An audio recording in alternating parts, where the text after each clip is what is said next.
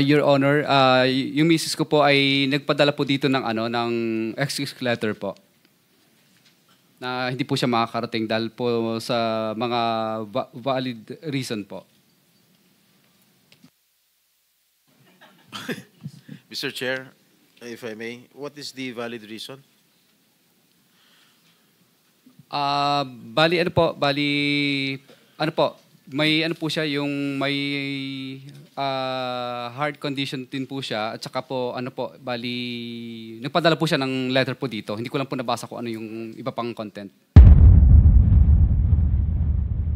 For the record, and for the information of everybody, sumulat po si Mrs. Diskaya. I deeply regret to inform you that I will be unable to attend the Committee on Accountability of Public Officers and Investigations, fourth public hearing scheduled for September 18 at 9 a.m.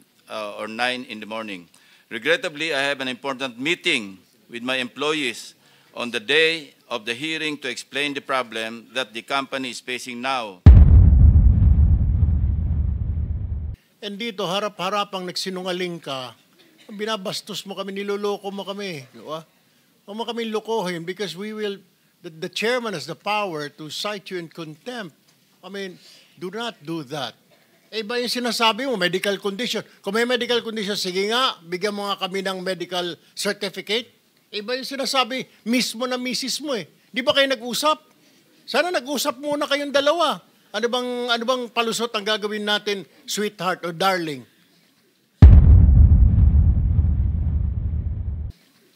Mr. Chair. You lied.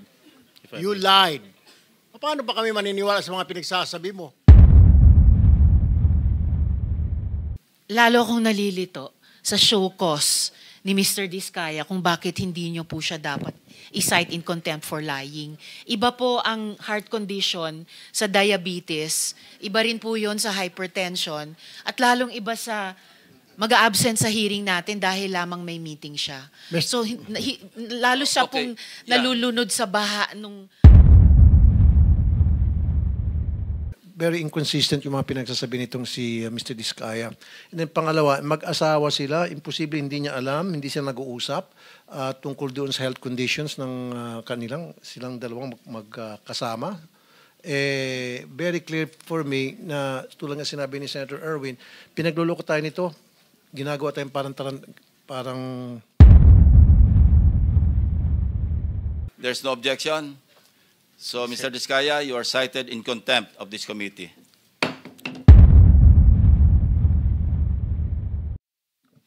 Your Honor, yung misis ko po ay nagpadala po dito ng ng excuse letter po.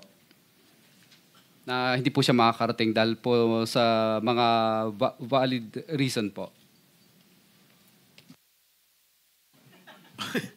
Mr. Chair, if I may, what is the valid reason? Bali may po siya yung may heart condition din po siya at saka po bali nagpadala po siya ng letter po dito. Hindi ko lang po nabasa kung ano yung iba pang content. Thank you. Mr. Chairman, meron bang medical certificate to prove and establish na talagang valid yung kanyang ailment? Dahil baka mamaya gawa-gawa lang itong valid umano na reason. For the record, and for the information of everybody, sumulat po si Mrs. Diskaya, the Honorable Chairperson, so forth and so on, subject inability to attend the Committee on Accountability of Public Officers and so forth and so on. Tapos, relative to the letter invitation dated September 15, issued by your good office, which I received via electronic mail today, September 17 at 5:41 p.m., I deeply regret to inform you that I will be unable to attend the Committee on Accountability of Public Officers and Investigations, fourth public hearing scheduled for September 18 at 9 a.m. Or 9 in the morning. Regrettably, I have an important meeting with my employees on the day of the hearing to explain the problem that the company is facing now and the effects this has on them. This meeting was already scheduled before I received the Honorable Committee's invitation this late afternoon. and some of my employees will be coming from various places. Thus, I can no longer cancel the meeting set for tomorrow. As such, I'm sincerely sorry that I will be unable to attend the committee hearing. I fully understand the importance of the committee's work and the seriousness of the matter at hand.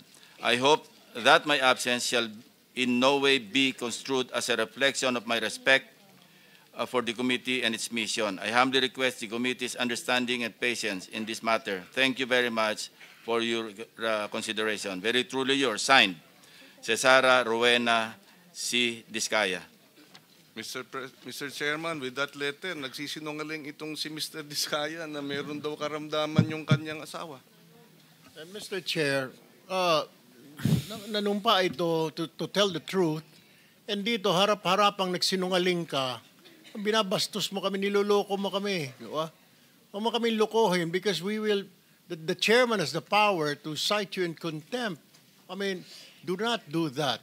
Iba yung sinasabi mo, medical condition. Kung may medical condition, sige nga, bigyan mo nga kami ng medical certificate. Iba yung sinasabi, mismo na misis mo eh. Di ba kayo nag-usap? Sana nag-usap muna kayong dalawa. Ano bang palusot ang gagawin natin, sweetheart or darling? Mr. Chair. You lied. If I You may. lied. Paano ba kami maniniwala sa mga pinagsasabi mo? Senator Estrada is recognized. Thank you, Mr. Chair. The letter excuse of Mrs. Discaya is totally unacceptable. Ang sabi niya, meron siyang meeting. This hearing is of national interest. Huwag niyang lulukohin itong hearing na ito. Huwag niyang bababuyin itong hearing na ito.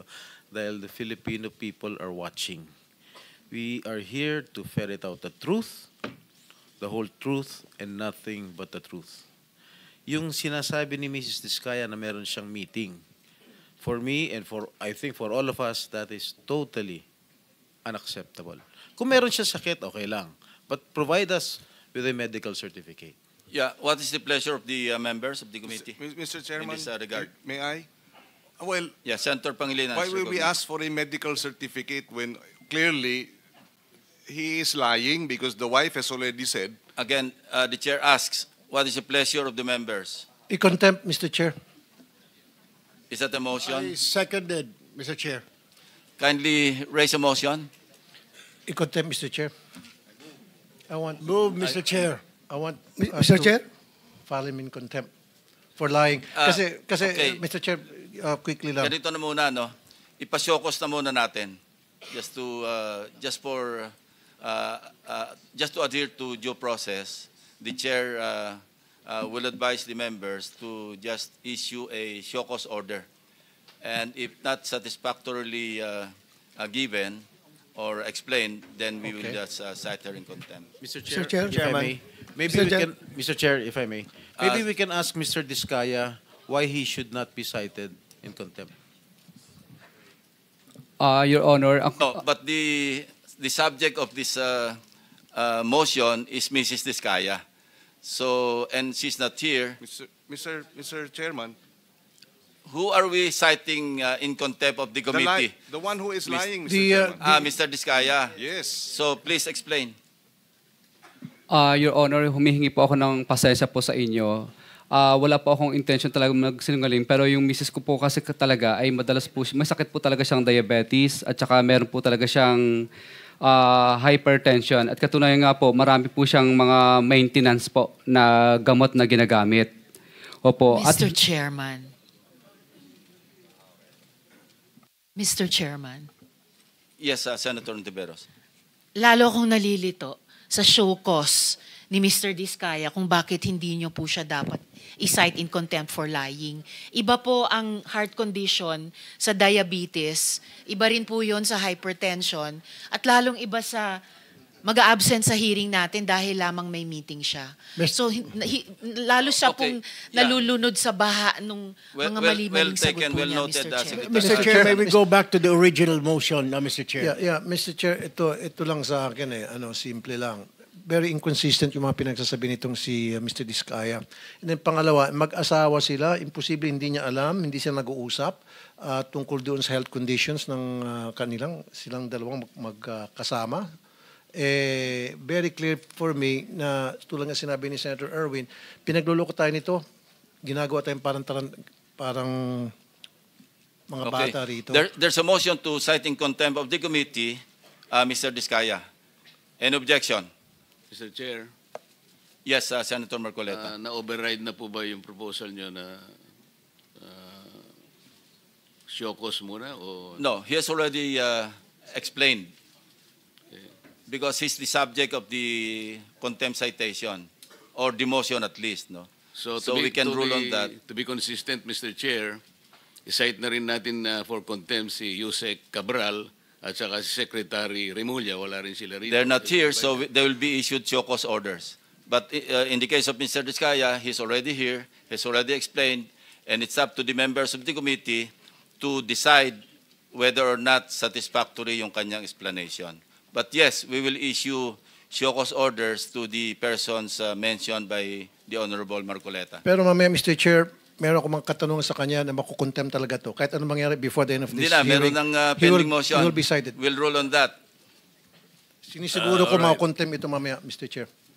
Well, Kung hindi tayo makukontempt dito sa pagsinungaling niya dahil dun sa kanya misis, dito may hawak ng mga dokumento na makukontempt ng taon to at the end of the day. The Senate President is recognized. Yes, okay. I think your pending motion is not to cite him in contempt. It doesn't necessarily mean that we will be deciding on what to do with him after that. It's just merely citing in contempt for lying. So we'll take it at that at this point and perhaps discuss later on what the decision of the committee is. But in the meantime, I'm giving up my 3 minutes to Senator Rizal. Not Point yet, of inquiry. Senate President. Point of inquiry, Mr. Chairman. I would like to clarify with Senator Marcoleta if he raised an objection because I didn't quite get it. no, I'm not raising any objection. Thank you, Senator Point of Marcoleta. inquiry. So let's rule first on the motion, pending motion, before anybody else talks. No. So there's no objection. So Mr. Diskaya, you are cited in contempt of this committee. Point of inquiry, Mr. Chairman. Yes, Senator Bam. Mr. Chairman, what is the penalty for not following a subpoena? Because as far as I know, Mr. Chairman, some of the resource speakers here are under subpoena. Pwede po bang magbigay lang ng excuse letter kahit nakasubpoena po kayo? Well, it depends on the committee. The committee decides on that as a collegial body. May I know that the contractors are under subpoena. Are the DPWH and the others also under subpoena, Mr. Chairman? Just to clarify, sino po ba yung nakasubpoena dito? Director General, can you address the question raised by Senator Bam? Mr. Chairman, before he is recognized, just Senator Pangilinan is recognized. just to respond to the question, if they have been subpoenaed and they have not appeared, then they will be asked to explain why they should not be cited either in contempt or that that a warrant of arrest be issued for them to be compelled to attend. That's the process now that we are observing. Hindi ko naintindihan masyado. No, if they have been subpoenaed and they fail to appear, then they are given the opportunity to explain why they should not be either cited. And it is up to the body arrested. to decide whether the explanation is valid or not. That is correct. That is correct. That is correct. So there's a pending motion. No. The chair has already ruled on the motion. So you're hereby cited in contempt of the committee, Mr. Diskaya. All right. So, Mr. Chair. Senator De La Rosa. Yes, sir. Thank you, Mr. Chair. Since the motion was already acted upon by the chairman, another motion coming from this humble representation that if Mrs. Diskaya was subpoenaed and he failed to be present here today with a very, very lame excuse, can this humble representation move for the citing in contempt of Mrs. Diskaya? She's not here, so we'll issue a show cause order first. Show cause order. Thank you, Mr. Chair. Thank you. So, Mr. Chairman, according to the Secretary of the committee, the contractors named were subpoenaed, no? But the officials were not. They were merely invited. You know ba? All were invited All were invited. because none has been absent yet. But we issued a subpoena to Sige. Diskaya. Please say it into the microphone. We issued, your committee issued a subpoena to Sistecom to address to Pacifico Diskaya about the ledger that he was talking about in one of his testimony. Now he has sent a letter saying that while he may be here, he cannot comply because he still has to read those and he has to consult a lawyer about how to dispose of that so-called ledger.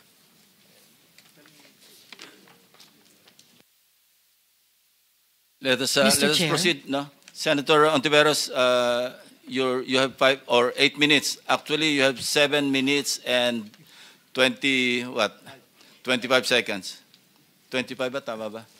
O, 25. Tama.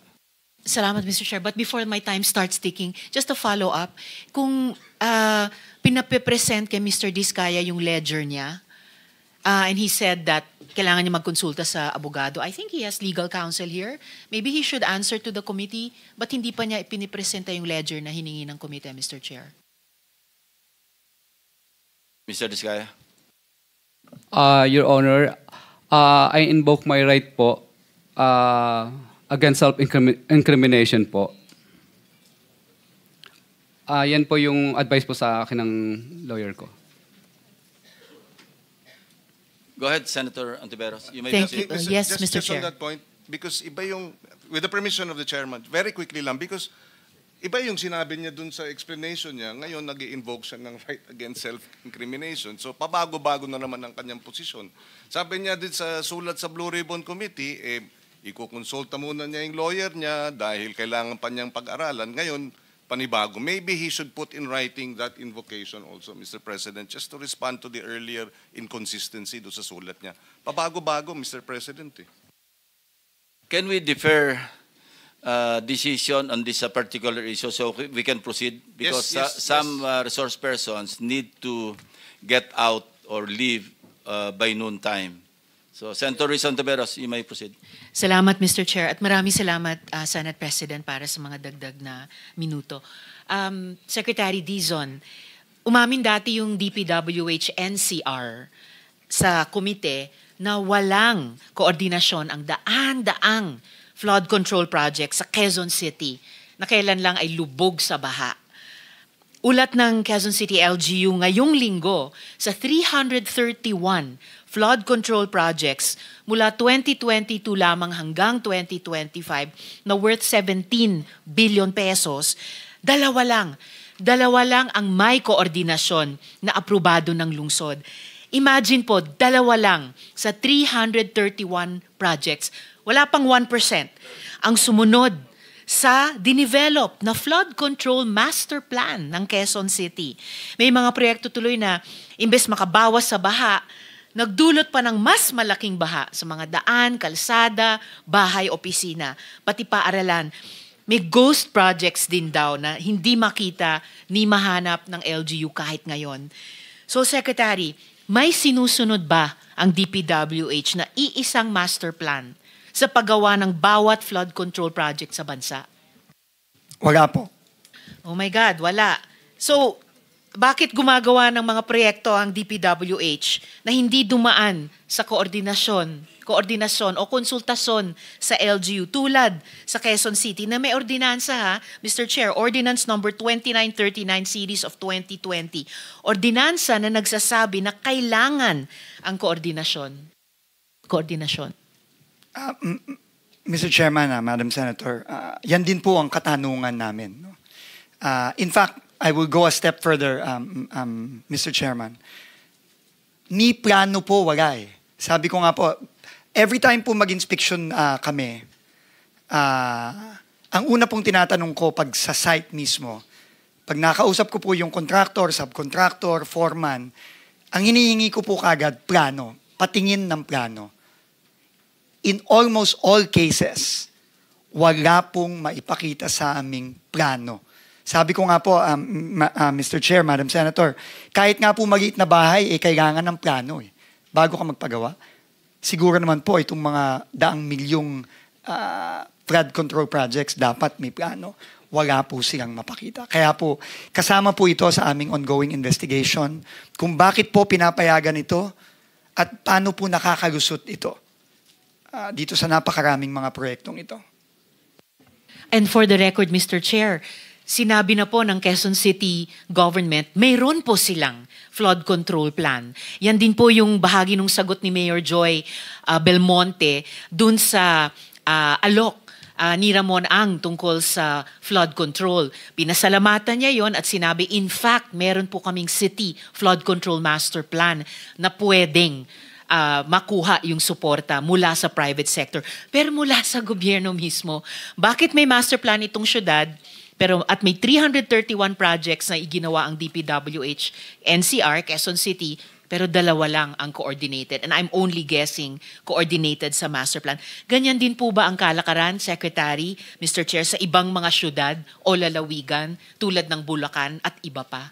Mr. Chairman, Madam Senator, we are seeing a very, very similar pattern in every area that we visit and in every report that we get. There is little to zero coordination with the local governments, with the province, much less the regional development councils.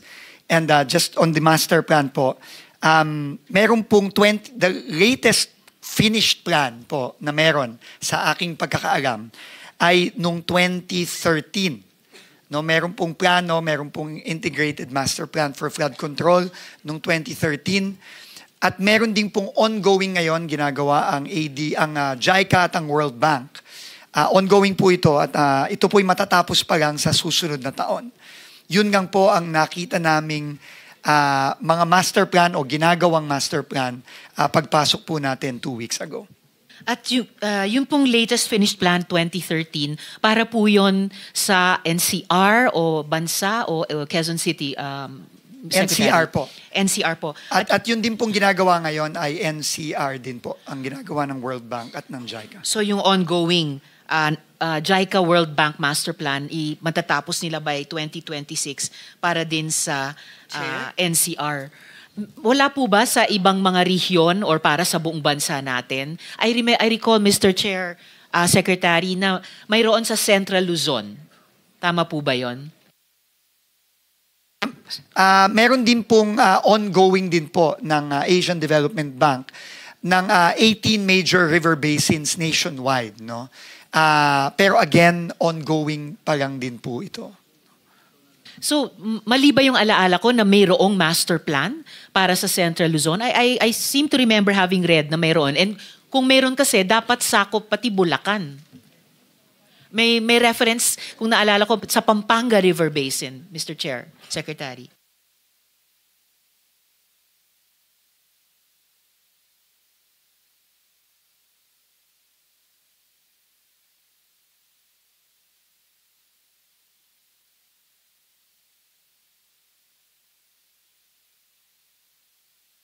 Kita po namin, and we can give a copy po to the committee and to the Honorable Senator of this Yes, please, Mr. Chair. April 2013 Master Plan for Flood Management in Metro Manila and surrounding areas. So, meron din po sigurong kaunting Region 3 dito. I suspect baka meron pong Bulacan dito.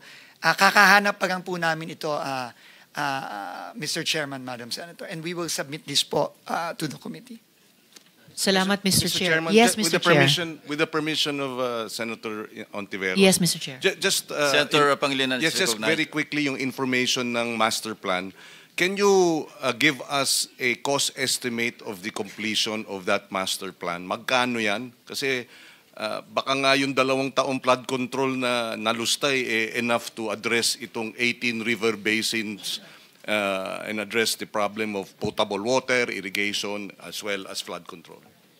Just to inform, submit the costing, estimated cost to us. To clarify po, Mr. Chairman, cost po nung paggawa nitong master plan, hindi po yung The cost, o yung mga proyekto. if the plan is implemented, how much will it cost? how long will it take? Di ba may plano? Senator Pangilinan, with due respect, may I remind you that you are only allowed one follow-up question unless Yes, Senator sorry. Tiveros opts not to reclaim her time. My Because it will be apologies. deducted. It's all right, from Mr. her Chair. He time. may pursue this last follow-up question so let for now. the clock move. Mr. Chairman, I don't have the numbers right now. Kukunin ko po yun, pero very clear po yung instructions po ng committee. Bibigay po natin yung costas ng mga proyektong kasama dun sa master plan kung ito sana ay na-implement. Opo. Thank you, Mr. Chairman. Salamat, Mr. Chair.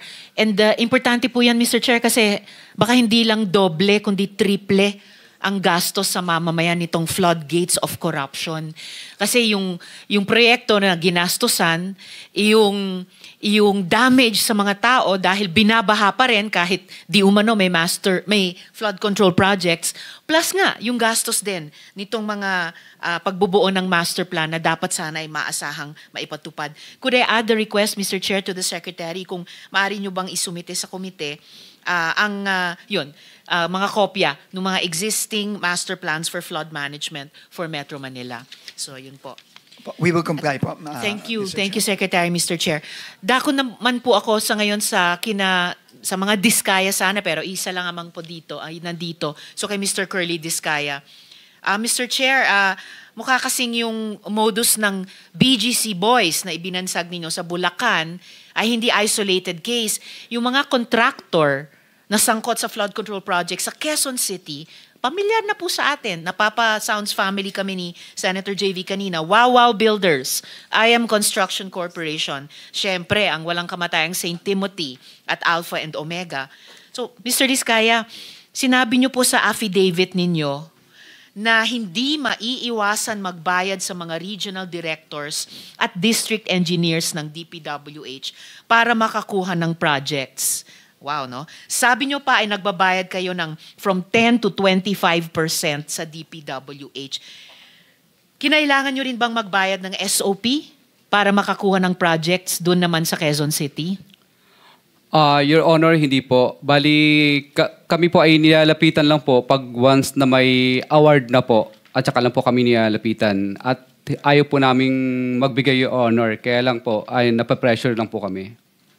So hindi tama yung unang sagot nyo na hindi kayo nagbabayad. Kasi yung huling sinabi nyo ngayon ay ayaw nyo sana, pero nape-pressure kayo. So, suma total, nagbabayad din po kayo kahit sa project sa Quezon City. Labag po sa kalooban po namin, pero kasi magkakaroon po ng problema po ang collection po namin at saka yung mga projects po namin. So labag sa kalooban nyo, pero dahil gusto nyong makakolekta, dahil ayon sa inyo, hindi daw kayo makakakolekta kung hindi kayo nagbabayad. Again, suma total, Mr. Chair, nagbabayad pa rin kayo. Labag po sa kalooban namin, Your Honor. Labag man sa kalooban, Mr. Chair, o kusa, nagbabayad kayo, tama? Napipilitan lang po kami, Your Honor. Pwede bang palitan yung verb? Wag na yung labag o napipilitan. Nagbabayad kayo, tama? Kinukuha po nila sa amin, Your Honor, yung... Mr. Chair, Hindi naman kayo hino-hold up, I think Mr. the question Chair. of Senator Risa is only answerable by Senator yes or no. Estrada is recognized. Yes, Mr. Kindly Chair. address the chair if you want to Yes, interject. Mr. Chair, I apologize. The question of Senator Ontiveros is only answerable by yes or no. Yes, Your Honor. All right. You answer, Senator Risa. Thank you, Mr. Chair. So yes, nagbabayad kayo. Yes, Your Honor. Yes, hindi kayo hino-hold up. Kayong nang-hold up sa taong bayan. Pag napatunayan namin lahat-lahat nitong mga flood control project scams. Okay, dyan po ba sa Quezon City, nagbibid din ba ang mga kumpanya ninyo laban sa isa't isa? No po, Your Honor. No? I'm Sa speaking... naunang hearing, Mr. Diskaya, sinabi nyo or sinabi ni Ms. Diskaya, nagbibid-bidan ang mga kumpanya ninyo sa laban sa isa't isa kuno. Para matalo man yung iba, may mananalo sa kanila, panalo pa rin kayo. Your Honor, naguguluhan lang po siya ng mga time po na yun. Pero sa records po namin, hindi po naglalabanan at nag-divest na po kami sa mga company po na yun. Bali, ako po yung honor ay St. Gerard lang po ang aking company. Mr. Diskaya, kanina ang sinasabi nyo, heart condition, diabetes, hypertension. Ngayon sinasabi nyo naguguluhan lang siya. So sasabihin nyo, ngayon gusto nyong pag-usapan yung mental health natin. Sir, please just answer the question. Nung nakaraang hearing, sinabi po ni Ms. Diskaya, on record po yan sa komite, na nagbibid against each other yung mga kumpanya niyo. Pinakita ko nga po yung calling cards ninyo sa siyam na komiting iyan. Sabi ng asawa niyo, nagbibid ang mga kumpanya ninyo sa isa't isa. So ganyan din ba ang kalakaran ng mga kumpanya niyo sa Quezon City? Your Honor, sa record po namin, hindi po sila naglalabanan. At ang amin lang pong company doon ay yung St. George lang po ang akin po. At yung sa miss ko naman po is Alpha lang. 2 kumpanya lang sa inyong mag-asawa. Pero yung mga kamag-anak nyo, ang controlling persons din dun sa iba pang mga kumpanya. Your Honor, pero hindi po sila naglalabanan sa bidding. So ano Sa yung record sabi po nyo, namin. may kalakaran kayo? Ano bang kalakaran ninyo sa Quezon City ng inyong mga kumpanya? Sumasali po kami sa public bidding. Pag nakikita po namin sa PhilJeps, sumasali po kami para sa public bidding po. Pero bakit sinabi nung asawa nyo na kahit pagkatapos mabasa nyo sa PhilJeps, nagko-compete, hindi lang isa, hindi lang 2 ninyong mag-asawa, pero yung siyam na kumpanya ninyo sa isa't isa? Your Honor, kinakabahan lang po siya at saka